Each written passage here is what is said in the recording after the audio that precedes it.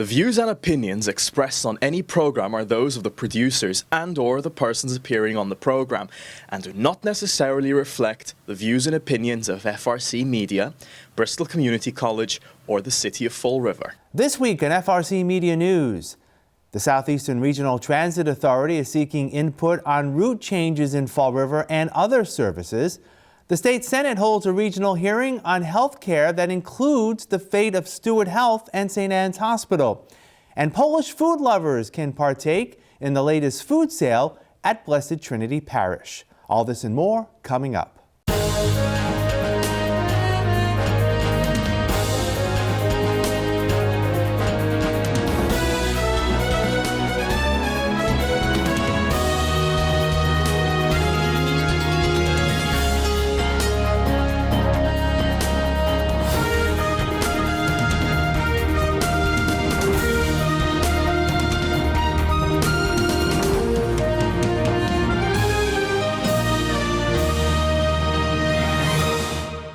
It's Thursday, April 25th, 2024. This is FRCmedia News. I'm Keith Tebow. The Southeastern Regional Transit Authority will hold a public hearing early next month, seeking feedback on 3 proposed route changes in Fall River and its temporary free fare and Sunday services. SRTA Administrator Eric Russo said the authority continues to seek ways to improve the rider experience, and amending routes is part of that process.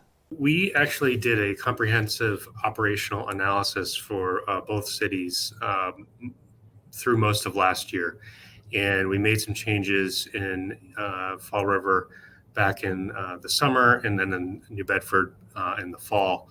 And so these are a few more cleanup items that were identified in that analysis to help streamline some of our service. It's always a challenge for us to meet our on-time performance goals, and that hopefully helps to improve the customer satisfaction when riding because they can get to their destination quicker and more reliably. So we're looking at eliminating a few more small deviations, and for the most part where we don't really have very strong ridership, and in hopes of improving the service for everybody else that is on the bus. SRTA is proposing changes to 3 routes, 2 of which are in the North End. The Robeson Street route, Route 104, and the Bristol Community College route, Route 108, will eliminate duplication while servicing the nearby Truesdale Clinic complex.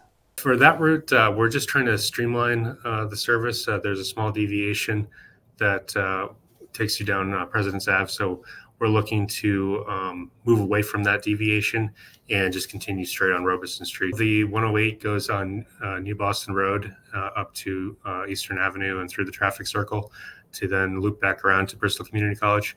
And we really don't have much ridership at all on New Boston Road.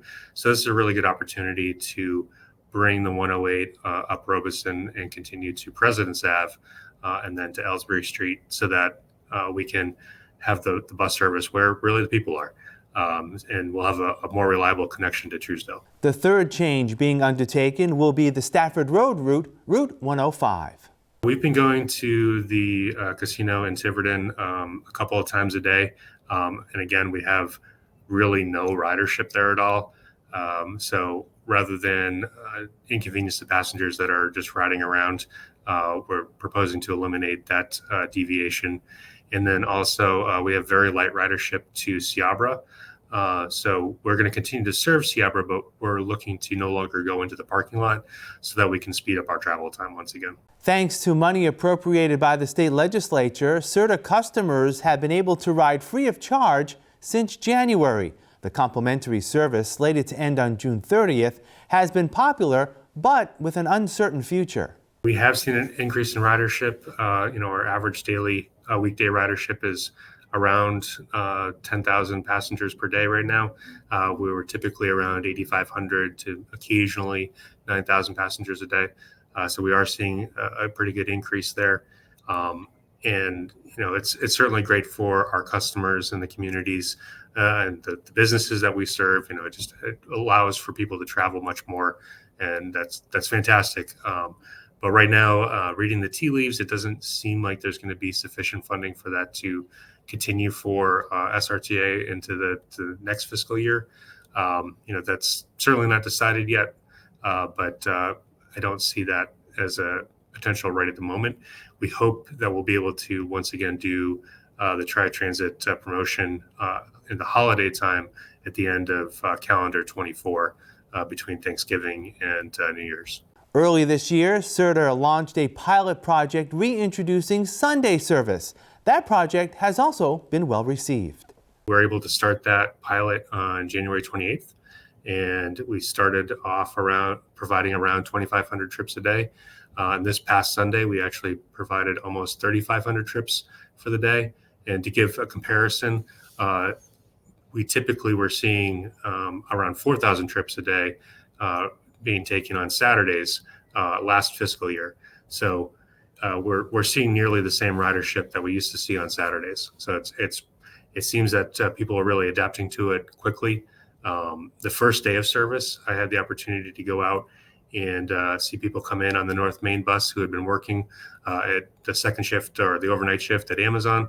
And they were laughing and cheering and so excited to have an opportunity to ride the bus home from work and not have to pay for an Uber. So I think that that's a really good example of the fact that we have a 7-day-a-week economy and we really need 7-day-a-week service.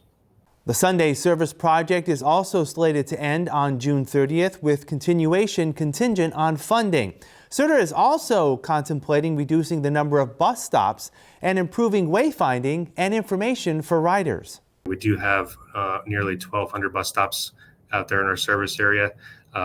We're hoping that we can identify around 15 to 20% that we could possibly reduce and still maintain the same amount of access to our service.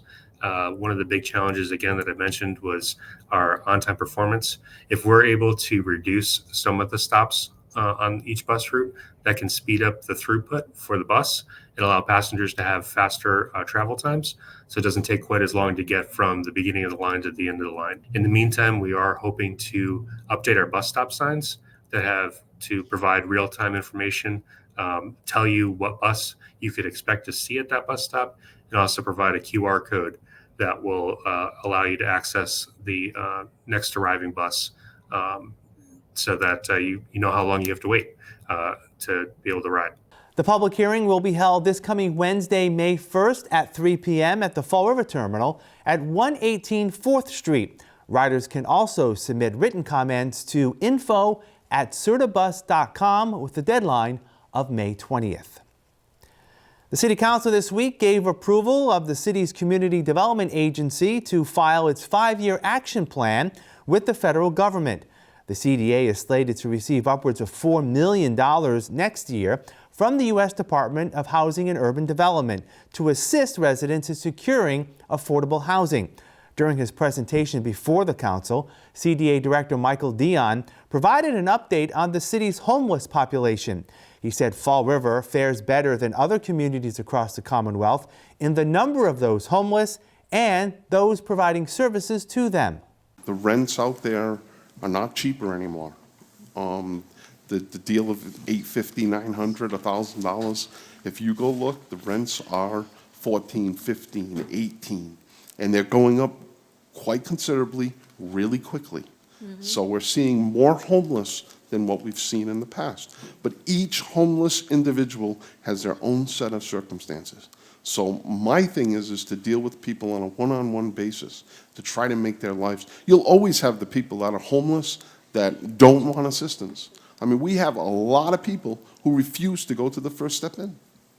They're fine with the overflow shelter. As soon as the overflow shelter closes, which it has to at some point, they go back to the streets. They don't want assistance. They don't want help. But you never know. That person might want help one day. If we can be there with an outreach team, with a FAST team that we've put in place, if we can help a person, we're looking at getting some beds, hopefully, through STAR. I think we're doing everything we can possibly do. The city is working at increasing the number of shelter beds at Stepping Stone's First Step Inn. The shelter typically reduces the number of beds made available during the warmer months of the year. Mr. Dion also addressed the recent closure of day services offered by the Tomeo Center on Bay Street. The center closed its services last month after city COVID funds ran dry. He said the city will continue to work with the organization in an attempt to find the resources to resume their day drop-in services. We need to have them buy into a mental health issue, job skills and job training program, not just a drop-in center. So I think you will probably see an RFP go in to the opiate abuse money for some funding of the Tomeo Center. I don't believe that we should fund the whole entire thing. I think we should fund it for a piece of it and let them go out and find other programs and other grants. But I don't see that place remaining closed for long. That's my opinion. Also in CDA's 5-year plan are remedies to address vacant properties across the city. We do not have many vacant properties in the city. We're not like New Bedford. I believe they have 300. We've been working, we've made a priority. We probably have about 15 properties in the receivership program right now at different stages. We do 3 per month in terms of inspection warrants. It takes a little bit of time to do that, but we're looking hopefully to do about 36 of those per year. And we go through and we kind of force the homeowner through the receivership program to bring the property up to code. We really put the pressure on them to do those improvements. If they don't do the improvements, we'll go in with a receiver and do the improvements ourselves. At the end, what will happen is either we own the property, the property is sold back if they want to the landlord, if they want the property. But usually we take the property, we foreclose on the property, and we put that in our affordable housing inventory. A Senate committee this week held a hearing in Taunton looking at the state of health care in southeastern Massachusetts. Input was sought on access to health care in the region and ways it can be improved. Much of the discussion focused on the future of Steward Health Care, which operates 8 facilities in eastern Massachusetts, including St. Anne's Hospital in Fall River. The for-profit organization is looking to divest its operation in Massachusetts as it faces financial struggles. Massachusetts Secretary of Health and Human Services Katie Walsh told the committee that the Healy administration is closely monitoring the Steward situation to ensure health care coverage remains at current levels. Our goal, the governor said it, we say it every day, protect access to care, to the extent possible, protect jobs, and to use the opportunity that this challenge creates really to do what we can to make sure that we're meeting the healthcare needs of the population and not just focus on the immediacy of the hospitals, but pull the camera back and think about the best way to provide care to the people where we all serve. We still don't know exactly what's going to happen or when it's going to happen, but we have a prepared, thoughtful, coordinated response. People from all aspects of the healthcare industry, long-term care, behavioral health, have been in the room with us as we've been sorting this out. We also know that there's not a one-size answer. There's not a sweeping answer to, quotes, what happens if Steward leaves our market. We know that the issues in Taunton are different than the issues in Methuen, and we're trying to craft our response to be tailored to the region.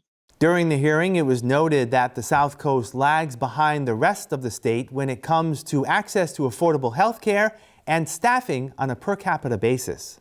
We've heard in our regional listening sessions a lot of concerns about hospital capacity, but also heard in stereo and quadraphonic sound concerns about access to basic primary care, access to behavioral health, access to long-term care services, access to specialty providers. And so our work is not only to think about what happens if Steward were to leave the market, but also how to stabilize the community delivery system that the people you represent rely on. Fall River is looking for a new Veteran Services Officer. VSO Michelle Hamilton recently left the city to take a similar position in Foxborough. She served in that capacity in Fall River for a little over a year. While she was here, she did a great job. She brought a lot of those groups together. It seemed like she had gained their respect. They worked hard on a lot of the veterans issues that we had and a lot of the events.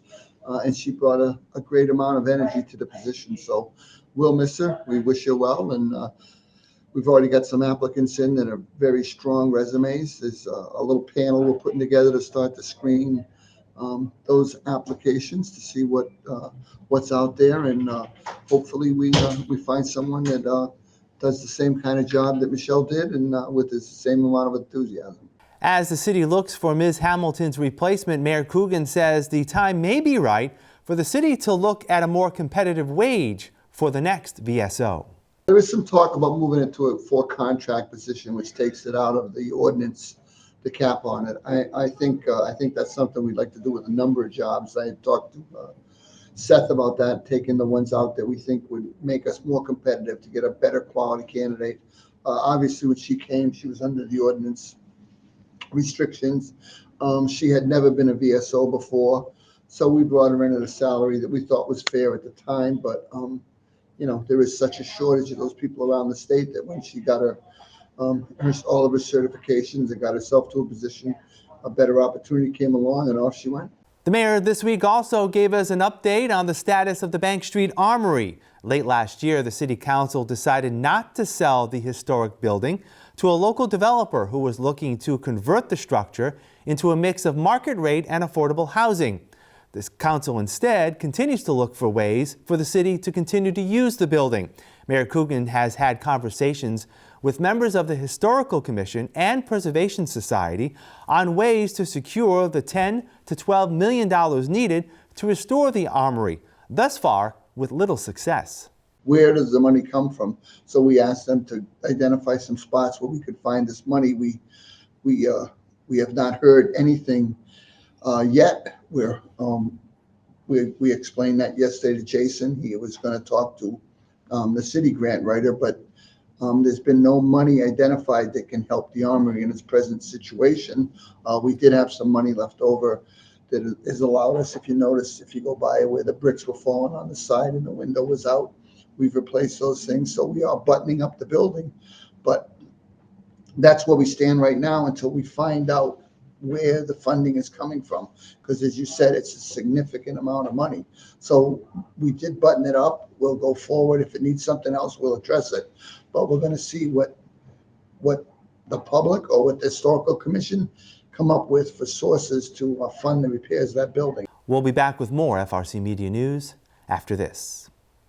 Here are some job descriptions on the latest hot jobs list from the Mass Hire Fall River Career Center. Planning Associate, Matuk, located at 925 Airport Road, is looking for a full-time planning associate, responsible for maintaining forecasting and purchasing worksheets for all products, with the support of the planning coordinator. Job number 207-320-80.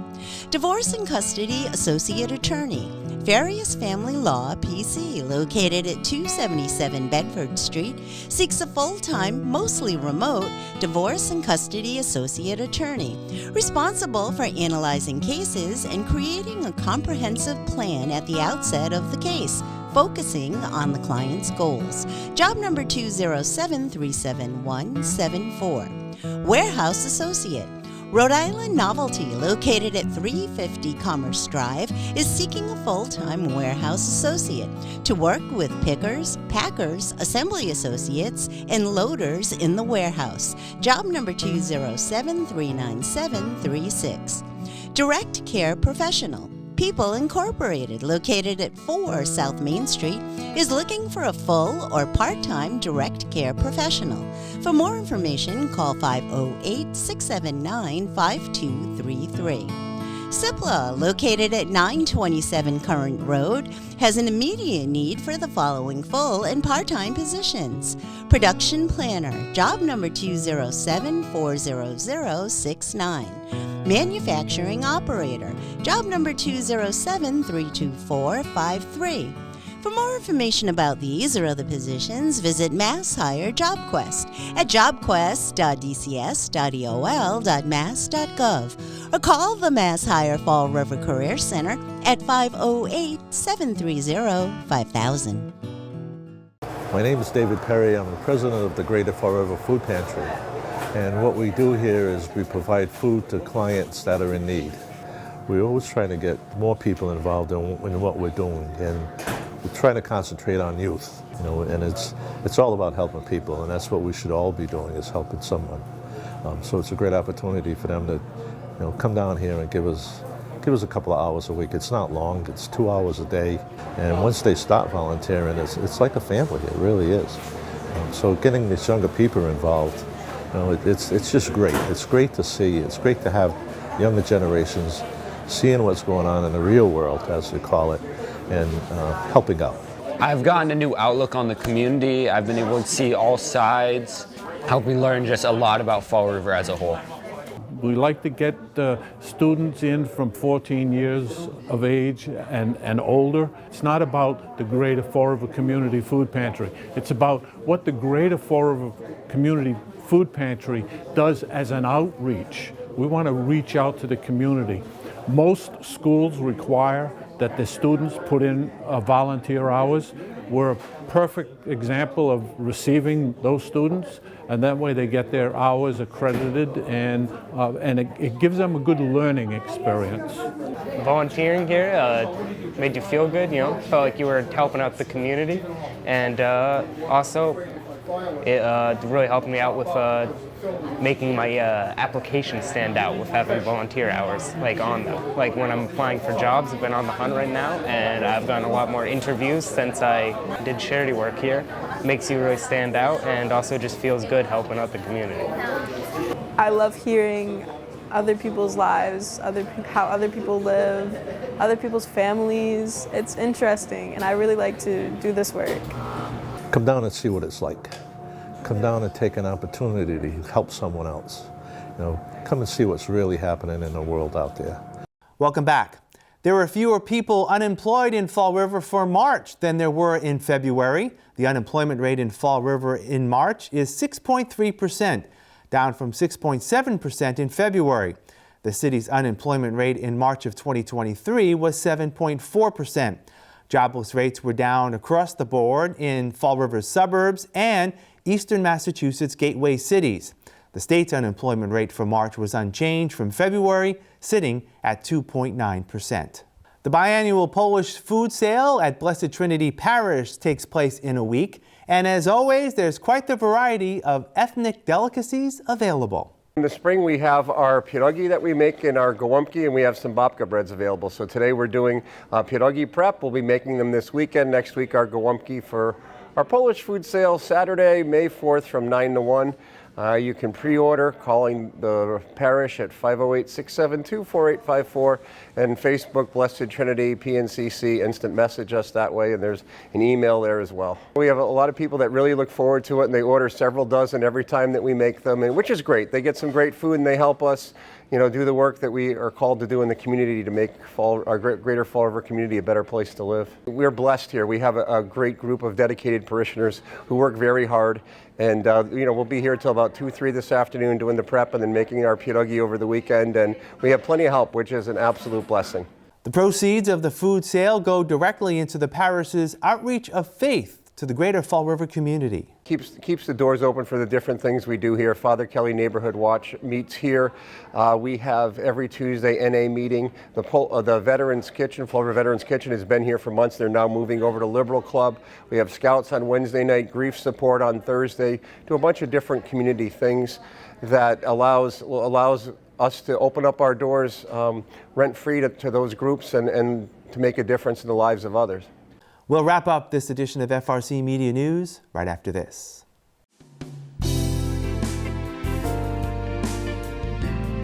Hi, welcome to Hot Dogs and Cool Cats. Today we have Persephone. Persephone here is a 4-year-old, short-haired, and she is, as you can clearly tell, black, a little bit of white on there. She actually came to us as a surrender, but despite being surrendered, we found out soon afterwards she was actually pregnant. So she's actually been with us for a couple months now. She's had her litter, and her kittens are old enough now that they don't have to have her around anymore. But she's probably going to have to be an only cat home. Kids would actually do really well with her. I would say probably 5 and older, that sort of thing, only because we just don't have a history with her with kids before. If you want to come down and meet Persephone, you can come down to 300 Linwood Street in Fall River, Massachusetts at Forever Paws Animal Shelter. Today we have Derek. Derek here is 1.5 years. He's a Pit and Boston Terrier mix. You can probably tell from that face, from those ears. People keep saying that he kind of looks a little bit like a gargoyle. He came to us actually as a stray, and he didn't come in the greatest condition, but he has a little bit of a skin issue that we're working through. Because he does have a little pit in him, for those of you that didn't know, pits have a tendency to have drier skin, so that's kind of contributing to that. At 1.5 years, he's still very active. Because he's got some pit in him, we do have some restrictions when it comes to pits. We do want anyone that's going to adopt him to own their own home. If you have other dogs in the home, like I said, he's very friendly with other dogs, but typically if they have pit in them, we will pair them with opposite gender. Him being a boy, we would want you to have a female in the home. You're looking for an active breed, hopefully you're an active person yourself. You can come down to 300 Linwood Street in Fall River, Massachusetts at Forever Paws Animal Shelter, and you can see Derek here. That'll do it for this edition of FRC Media News. Please visit our website, frmedia.org, for all the latest news and local information. FRC Media News airs Thursdays at 6 p.m. and Fridays at 5:30 p.m. For all of us here at FRC Media News, I'm Keith Tebow. Have a great weekend. We'll see you next Thursday.